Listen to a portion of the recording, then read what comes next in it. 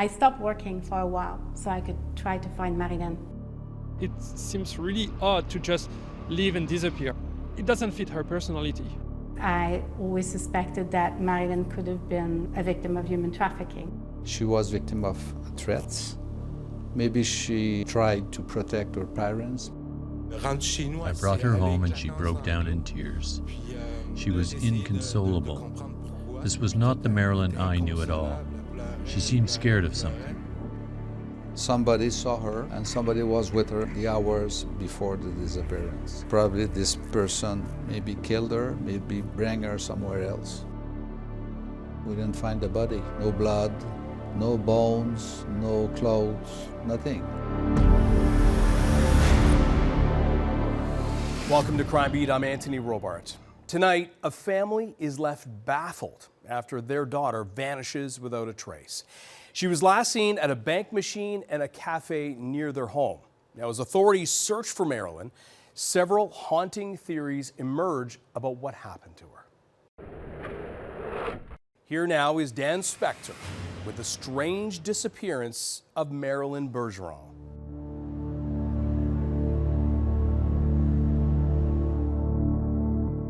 24-year-old Marilyn Bergeron goes to a Quebec City bank machine on February 17, 2008, after leaving her parents' house to take a walk.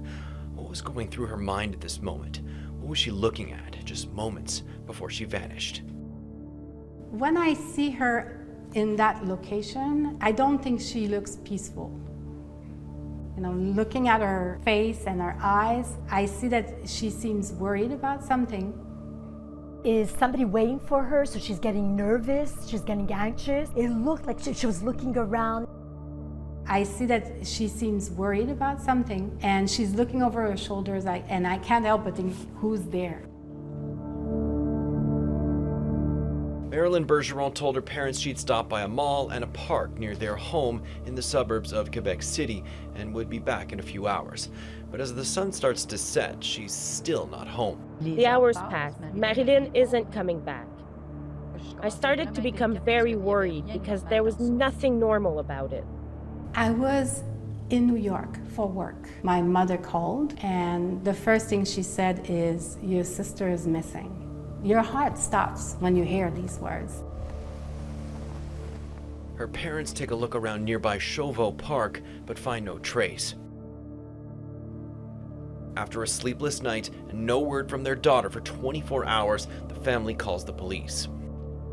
I picked up the phone and I found it very difficult in that moment to call and say my daughter is missing. This was a terrible burden. It's a system or it's a machine that starts, and you're not ready for it. Am I gonna say, like in the news, like she's missing, we need to find her, and you're in shock? Like it was chaos.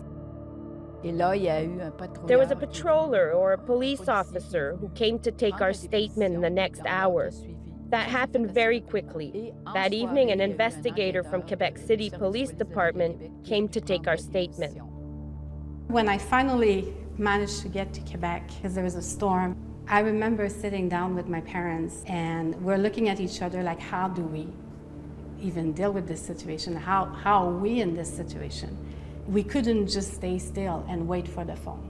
That wasn't going to be us. We basically decided to investigate where could we find a trace of her. We knew she had left home around 11:15 on February 17, but we knew nothing after that. What impressed us, I think, the most at the very beginning was just how involved they were. The investigators also felt, well, you know, she's 24 years old, she's an adult, she can come and go as she wanted, you know. They probably didn't fear that something terrible could have happened to their daughter, you know, but the parents could not lay low. Marilyn had left without her cell phone, her purse, her wallet, but she did have a credit card on her associated with her father's account.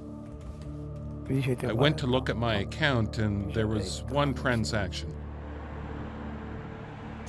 This is where Marilyn tried to withdraw $60 from a bank machine in 2008. When she said she was going to take a walk, she went directly from here to the bank because the security footage was captured 7 or 8 minutes later. She tried to get $60 out, but she didn't. She had either forgotten the code or something didn't work. Afterwards, she used her credit card in a Café Depot in Saint-Romuald, which is on the south shore of Quebec. It's about 20 kilometers from her house. How did she get to the Café Depot?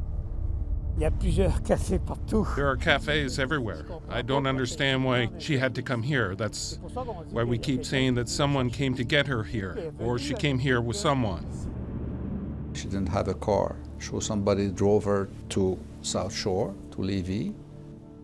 She didn't have money. She paid with a card for a coffee and the coffee shop. She was with somebody. And when she's in the bank, she always take a look in her back, like looking to somebody who would wait for her. The distance between the bank and Café Depot is huge, like it's about 18, 20 kilometers. Even on a beautiful winter day, which it was, it's quite a walk. And you don't follow a path, like you have to cross the bridge, you have to cross freeways. It's complicated. We didn't understand why she would have gone to this place. The only explanation is that it looks like a place where you might meet someone because it's near freeways. The Café Depot, I went there with my dad. I remember the young woman, she looked like me and she asked, like, does your sister look alike? And I said, yeah, we have the same type of eyes. And she says, I recognize her through you. That is like the last really legitimate, documented place where we know without a shadow of a doubt that Marilyn stopped early that afternoon, bought a coffee, paid with a credit card, and left. Why did she go to a coffee shop at this outdoor shopping mall in an area that's difficult to access across a bridge several kilometers from her home? And where did she go from here? Something in her life was terribly wrong at the time of her disappearance. Marilyn had been living in Montreal for 3 years. Out of the blue, one day calls her mom and dad in tears, very distraught, and says, Mom, please, I have to come back home. She says she's in with the wrong crowd and that she's afraid to live in Montreal. What's this story all about? She said to me, Mom, I wasn't hanging around with a good crowd.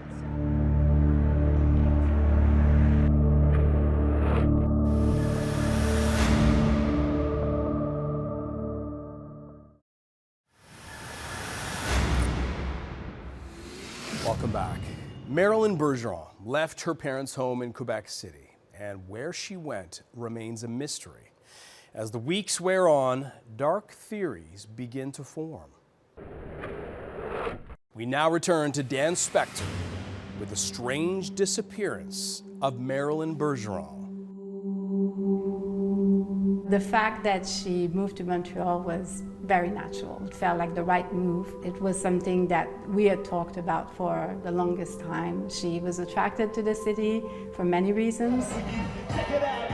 Work was one of them, but also the music scene, the friends. So it was an important milestone. She played guitar and she sang really well. Marilyn was a hyperactive child. When she was young, she did sports, she played basketball, she was the captain of her high school team. She was an excellent musician. She was born around the holidays, so she was kind of a Christmas present. We were reading books, encyclopedia together. I played teacher with her a lot. So she was always very, very curious, wanting to know more. She was shining in pretty much anything she tried. She was working as a freelancer and also working at Steve Music. I wasn't surprised that in Montreal she also gravitated around artists because this was a world that she loved. It was definitely the heart of her life. Music was really, really important to her. She had many different friend groups. She had some very good friends in Montreal. She has no problem making new friends. In split seconds, she becomes best friend with many, many people. Things started to change towards the time of her disappearance. I had seen her in October, so a couple of months before, and I felt that I was looking at somebody new. We had seen her at Christmas, and I found it a bit sad. I asked her if everything was all right, and she said yes, because she wasn't someone who really opened up, not necessarily to her parents either. She didn't have like the same energy and the same smile as she normally does. She was more quiet, more reserved. No one understood what was wrong with her. She was sad, withdrawn, with no joy at all. We didn't recognize her anymore. She was suffering in silence. It was like she had completely shut down. I called her after work at night. I said to her, Marie, are things all right? And she said, no, things are not good, Mom. I asked, what's going on? Are you afraid? And she said, yes, I'm afraid to live in my apartment in Montreal. So I told her to pack her backpack and get on a bus home that night. She said, I'm going to do that right away.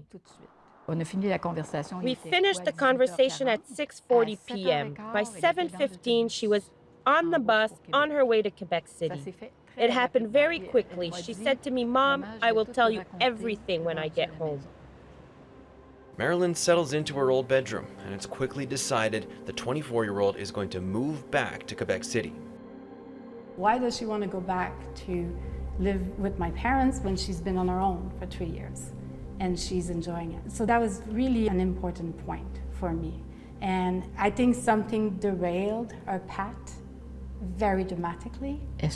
Are you heartbroken or something? Does this have to do with love? She said no. Do you owe money? She said no. Is it drugs? She said no. Then I said, Marilyn, were you assaulted? And she closed her eyes, she pinched her lips together, and tears started to stream down her face. I took her in my arms and we cried together. It's like she was saying, I don't know, how can I tell my mother this? I remember her asking me the question, like, is there a light now at the end of the tunnel? And I paused and I picked my word very carefully because I knew something was wrong. And I said, yes, there's always hope, Marilyn, you know that, and you know I will say that to you. And I said, what's going on? Tell me about it. And she wouldn't talk. She was like, no, I needed to hear that from you. I'm very happy you said that. And it was the last conversation we had together. Marilyn Bergeron was working in a music shop in Montreal when she called her mother to tell her she wasn't feeling well and wanted to come home to Quebec City. She wasn't the same, her mother says. She looked sad and depressed, like something was bothering her, but she didn't want to talk about it. 2 Sundays ago, Marilyn left her parents' house to go for a walk. She used her credit card to buy something at a Saint-Romuald coffee shop. The Quebec City police believed that Marilyn committed suicide. That was their primary hypothesis. They were convinced that our daughter had taken her own life. They said she had probably thrown herself in the St. Lawrence River. During this time, I had looked under the bridge. It was ice. If she had done it, she would have stayed on the ice.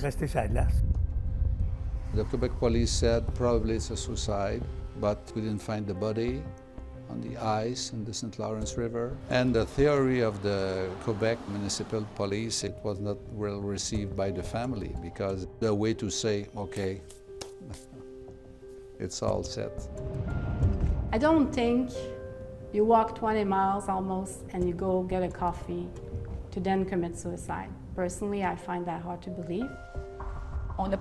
They never really did any searches or anything to find our daughter's body. We asked several times, but it was never done.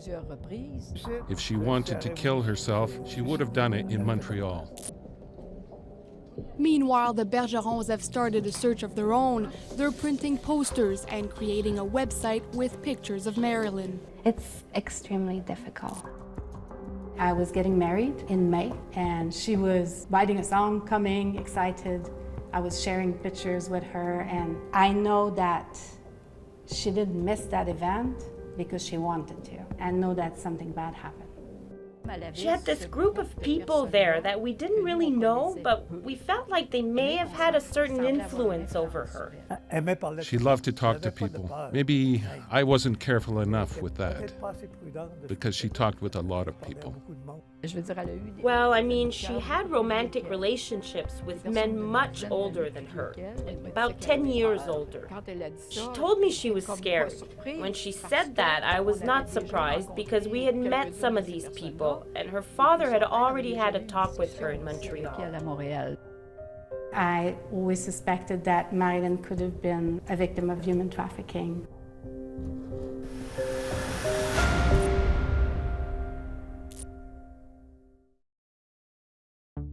Michelle Bergeron and André Béchard's daughter disappeared 6 months ago. It's still fresh in their minds and hurts them to talk about it. But it's not just the emotional torment they're dealing with. They're frustrated with the Quebec City police. They came to plead with police today. They've had no news about their daughter's case for 3 months. Working with the police was difficult at the beginning because we were not used to it. We didn't know how this works. And we had expectations that a new missing person case would be top of the list. I think at the beginning they were considering this as someone who decided to leave, while we were begging them to understand that we were worried and that she was in a vulnerable place. We feel abandoned by the system because we had high hopes. I thought a missing person was something important, and you had to see she might have been in danger. Anything could have happened, especially when you take into account absolutely everything surrounding Marilyn, the state she was in. We organized our blitzes. We did it all. Québec s'est donné la mission. We always believe that time is of the essence, especially in Marilyn's case, where yes, she was 24 years old, but we have to also listen to what the family was saying. And they told us that their daughter was in distress, asked to be moved, left Montreal quickly after 3 years. Something was off. You know, you have to take that like really seriously. There were some cameras that had filmed the bridge and maybe some shops around Café Depot. But we lost that footage because by the time the demand was made, it had been destroyed. In this case, I think we lost something important in the investigation because the body who was in charge of the investigation was not the best. Lawyer Mark Bellemare is a former Quebec Justice Minister and has been an advocate for victims of crime for nearly 5 decades. He helps the Bergeron family pro bono. It should be the Montreal police who was make the investigation, not the Quebec police. A spokesperson for the Quebec City Police said that they put countless hours into the case and have done all that they can. We've asked a few times for a transfer and they were always denied. She had moved back to my parents' house the day before. The 3 years before that, she was in Montreal. Really, there was not even 24 hours of I'm leaving in Quebec City and I disappear. And the entire story around Montreal, that felt like this was something that maybe the police of Montreal could have helped with. We wanted the investigation transferred to Montreal. We were not able to because there is a rule that says the investigation belongs to the police service from the moment the person was last seen. At that moment, it was, no, we're not transferring the case, it's ours. Hey, there's a person who could die here. We could lose our daughter because of all these rules. And I don't blame the police for that. They have to travel back to Montreal. It's not easy to get resources and allocations to do that. But it felt like this was a remote investigation instead of being like in the location where it happened. We're talking about threats. We're talking about a young lady who saw something very sad, very bad kind of crime. And Montreal police has more experience in this kind of case. This is how Nathalie Bergeron spent the last 48 hours, wandering downtown Montreal, talking to strangers. On s'inquiète beaucoup parce que Marilyn est très familiale. She's told thousands of Quebecers about her missing little sister. 25-year-old Marilyn Bergeron has not been seen for close to a year now. So we put together a 1-800 number because people were calling, but there was no way to call from a different city at the time. We had like, she's at that location now, and we would call and share that. And it would take a while for us to get a call back. And we felt like we're missing opportunities of finding her. We were all over the place. I stopped working for a while so I could try to find Marilyn.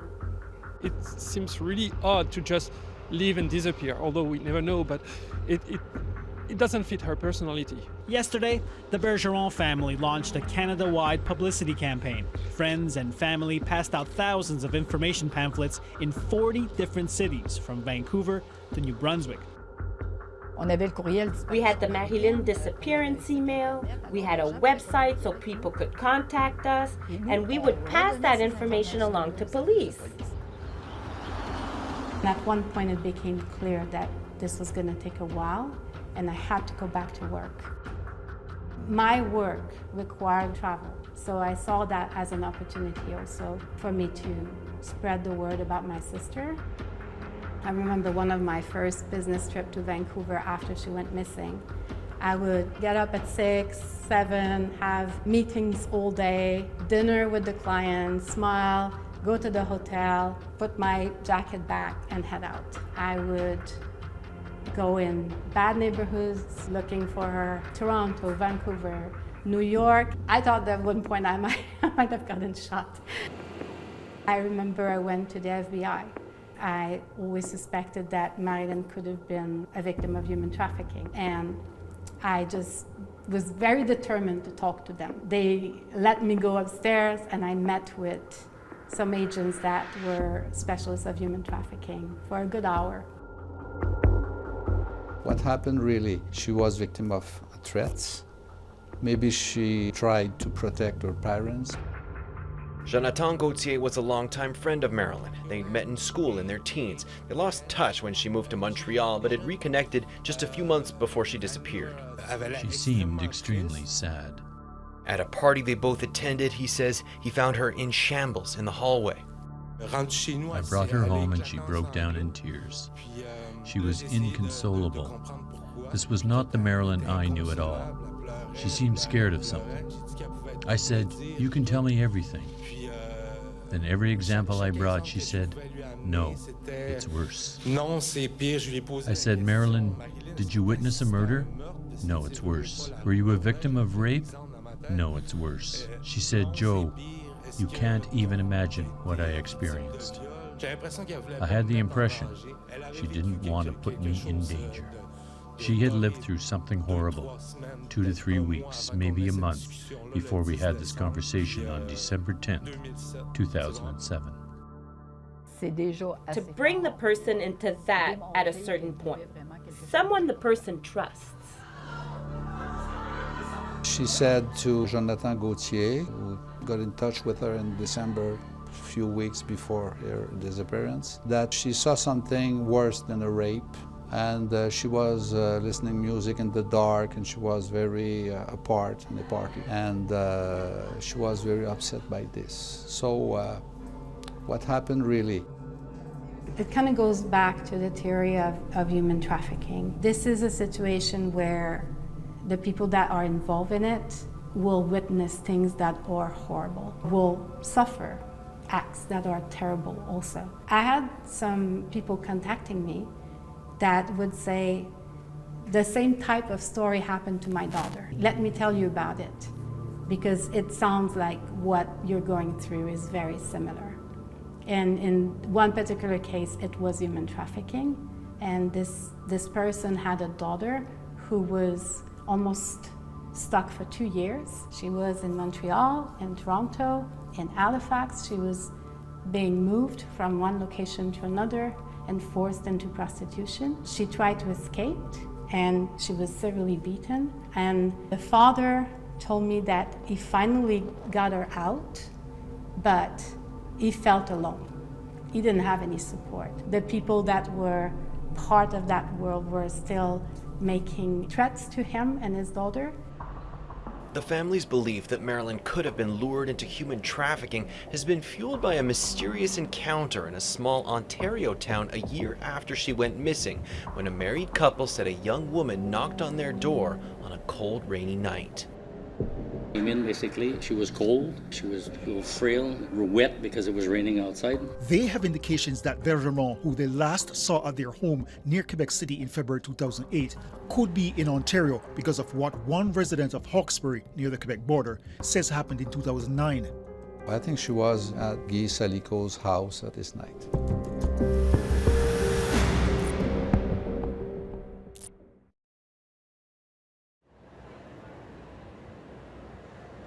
La population. For the past year, André Béchard says she has glanced into passing cars, hoping she would see something or someone that leads her to her missing daughter.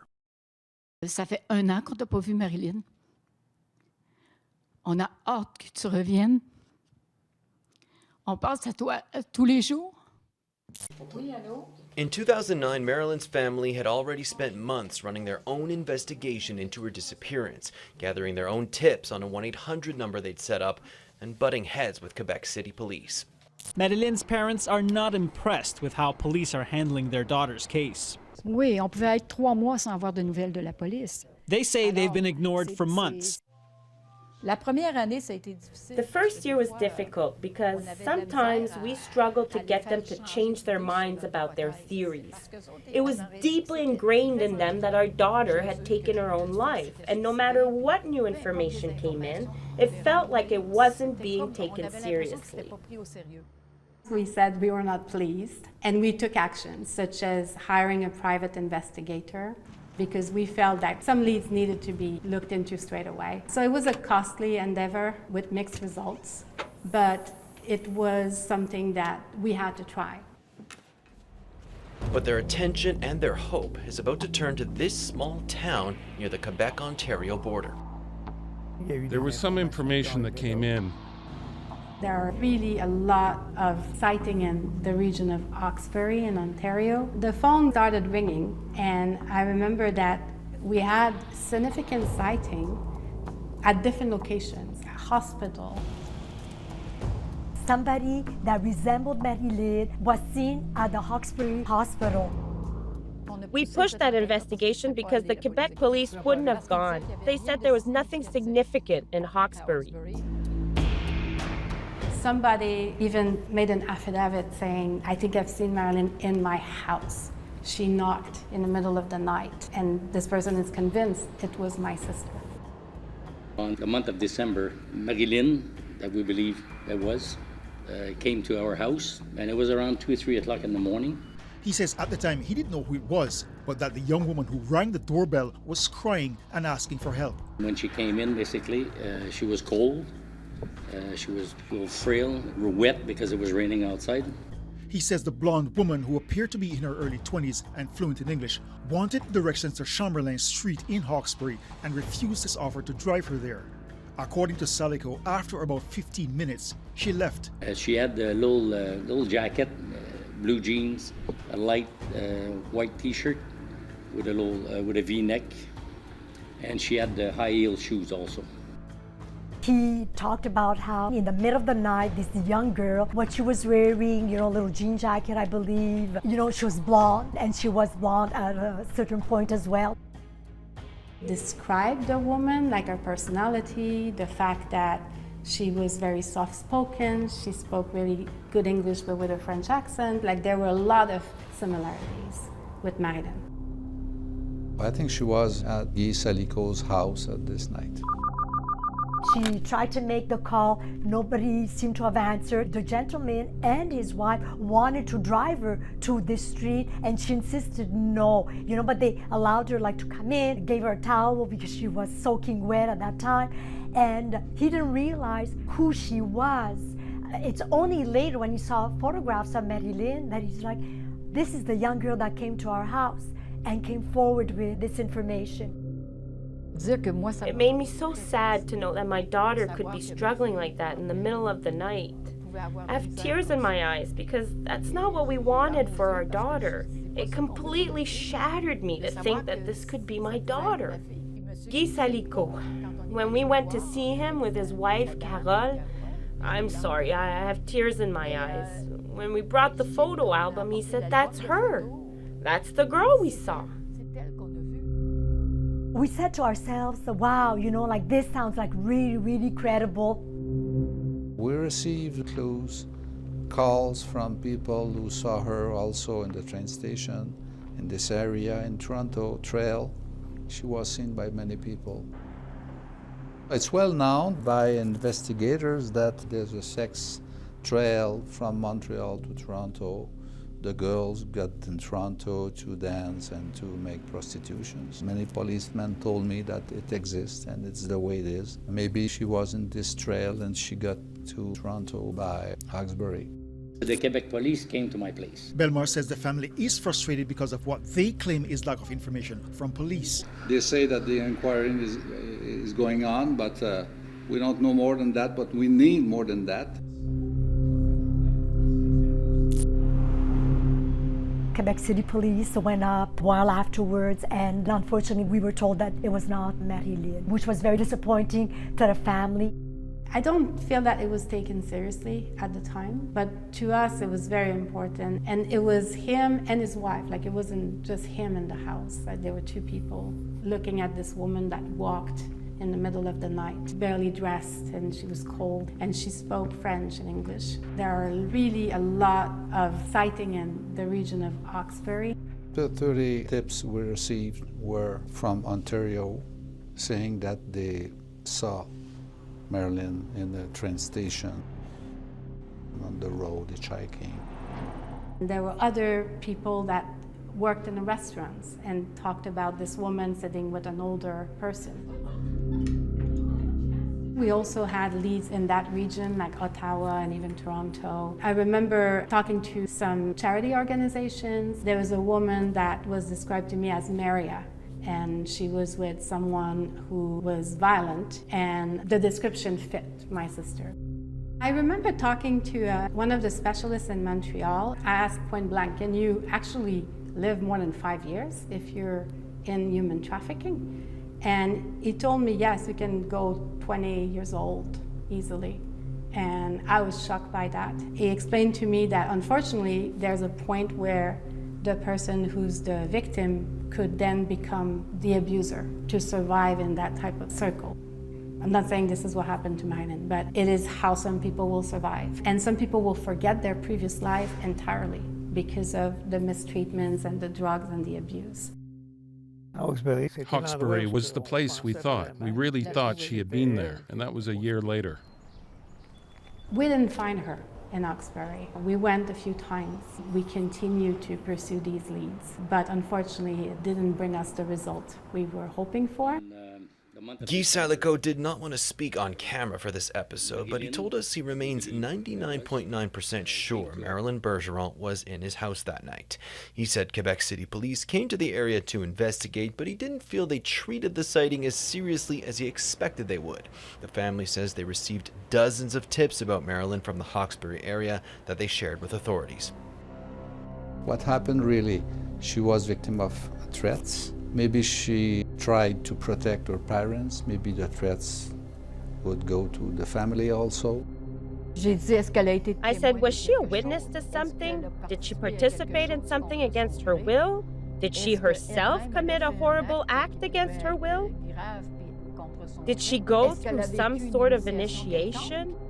The reality is Marilyn didn't have a record. She was young, she was starting her life. If she did commit a crime, she wasn't caught, and we didn't know about it.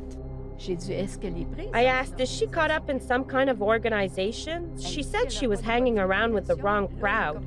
That's when I really started wondering, what had she gotten herself into? She had gotten involved in something, because Marilyn was the kind of girl who trusted people easily. And I started thinking that somewhere along the way, she had been deceived.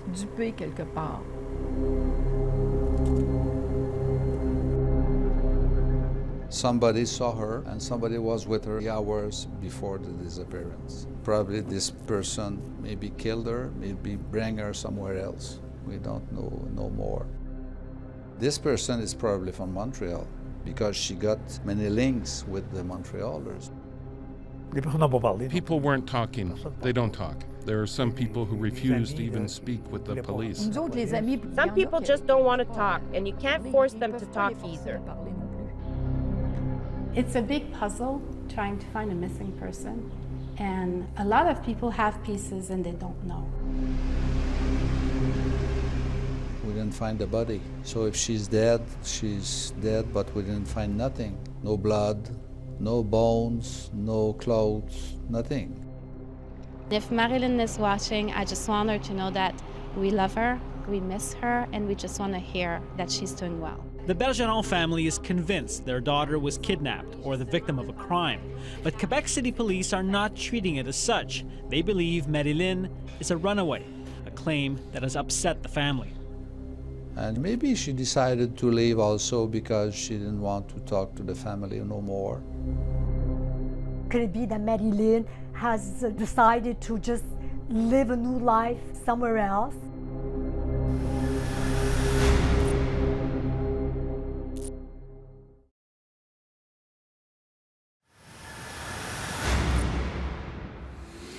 Welcome back. Within days of moving back in with her parents in Quebec City, 24-year-old Marilyn Bergeron went missing. Now, her parents always believed that her disappearance was linked to her reasons for coming home from Montreal. We now return to Dan Spector with the conclusion of the strange disappearance of Marilyn Bergeron. In Marilyn's old bedroom, her parents keep a bin full of Christmas presents they've bought for their daughter every year since she went missing. There are now 17. When she comes back, we'll give them to her. All the Christmases we missed. We can live a little moment for each time. One day, maybe we can offer her everything we wanted to offer. Her bedroom is still intact. Her guitars sit ready to be played. They've also kept some of her clothes, including one of her favorite sweaters. My mom, it's our full-time job to look for my sister. Andre Bichard can cover her entire kitchen table with the extensive notes she's taken documenting the entirety of the family's investigation into their daughter's disappearance. They made more than 60 trips at their own expense, following leads, visiting places she may have been seen. It's been over 15 years that Marilyn has gone missing. This mom could almost become a detective. I think she learned so much about the law. She learned so much about investigation. Today they met with Liberal MNA Patrick Huot at the National Assembly. They handed him a petition with 5,000 signatures. Le but, c'est de faire améliorer le traitement des disparitions. The goal is to improve the way missing person cases are treated, she says. In 2016, I started talking about the missing persons law. I met with the Minister of Social Services. For nearly a decade, she pushed Quebec to give police more power to look into missing persons cases, to soften privacy rules to help find people. There were some moments where I felt that because she was an adult, that the effort and the urgency in particular didn't match the situation. I think now that's better, and also I see some efforts for collaboration between the different cities, and that is really critical. I was invited to the Parliamentary Commission to give my opinion on the law regarding missing persons, why it was important, etc. At that point, 8 out of 10 provinces in Canada had already adopted it. But here in Quebec, we still hadn't. When we can have an additional training, we never say no to that. So it's the law of the police that was changed to include the ability for police, for example, to seek information about a missing person on medical records. For example, they can look for a social security number with a name and ask, like, was there any activity over the last years? They can request the medical situation, any access to a file or any information in the files that can be shared. It is a way for us to cope with the situation and to feel that we're doing something useful. Some critical puzzle pieces are still out of reach. The family has never been able to access Marilyn's Facebook messages, for example. Well, we're still looking into this, so hopefully I'll have a different answer for you in a couple of months. But at the moment, the answer is no. They've followed up on countless calls that came into their toll-free family line, some more painful than others. He was a man, and he would systematically call at 3 or 4 a.m. in the morning for me, because I live in Los Angeles. He would say that she was being trafficked, he knew where she was, he was part of this organization. You know, I could never tell anybody about it, not the police, not anyone. And I could see that slowly but surely it was going to be a money question that was coming. You have a part of you that you can't help it. You just say, what if? What if this is it? What if this is true? Natalie even managed to get Marilyn's name added to NamUs, the United States National Missing and Unidentified Persons System. I think she's the only one who's a missing Canadian in NamUs.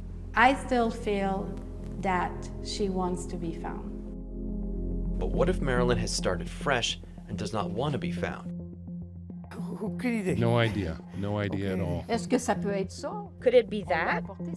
We brought it up, but you know, you can propose anything and we'll say, yes, it's possible. Leaving Quebec, going somewhere else. It's easy to leave today, huh? It's not very difficult. I would love that theory to be true, actually, because that's my best case scenario, like her being happy somewhere, but I don't believe it. Because Marilyn, since she's super young, she's been extremely attached to people, and she never cuts ties with anyone. So the fact that none of us, friends, family, teachers, anybody has heard from her in 17 years is not Marilyn. All the family would want to know is if she is alive and living a new life. If she wants to get in touch with them, so be it. And if she decides that for whatever reason she's not ready, so be it as well. As long as they know that their daughter is alive and okay, then they can stop searching. I will find myself sometimes looking, you know, if I'm in a car or if I cross a city. There are stories with somebody running up a mountain and crossing path with a missing brother. These things do happen. They're very rare. Maybe she's dead too. You know, we have been very highly publicized. We don't know if maybe that was harmful. We played that card, but did we bring harm to our child? We don't know. This is Marilyn, and I've always left it here. That's because Marilyn, in the last week she was here at the house, went to run some errands at the shopping center here behind us, and she had found this little cat here. I don't know if she is alive, but she will see that I still have her cat. I know that Marilyn is waiting to be found, and I know that every family deserves to know what has happened to their children. I think she would be very present in my kid's life if she was around. I love that they love music, both of them, because I feel there's a part of her in them that way. I think that she would really enjoy to get to know them. There's a physical resemblance to a certain point also because we're family. So it's interesting to me to see that the way my kids react sometimes remind me of Marilyn. We're reaching a point where I almost spent as much time knowing her than looking for her. And it's a long quest. I think in the meantime, I can honor her memory through music and through good laughs that we would have together on many different topics. I miss these conversations. Hopefully I will have them again one day. The Bergeron family says their relationship with Quebec City Police has improved in recent years. A new team has taken over Marilyn's case and has regular meetings with the family. In spite of multiple requests, Quebec City Police declined to speak with us for this episode. The Bergerons hope their advocacy prevents other families from suffering the same way they have for 17 years. And though their optimism has faded, they still pray Marilyn will come home. Thank you for joining us tonight on Crime Beat. I'm Anthony Robart. Want more episodes of Crime Beat? Listen to the Crime Beat podcast now for free on Apple Podcasts, Spotify, or wherever you find your favorite podcast. And for past episodes of Crime Beat, go to the Global TV app, visit globaltv.com, or check out our Crime Beat YouTube page.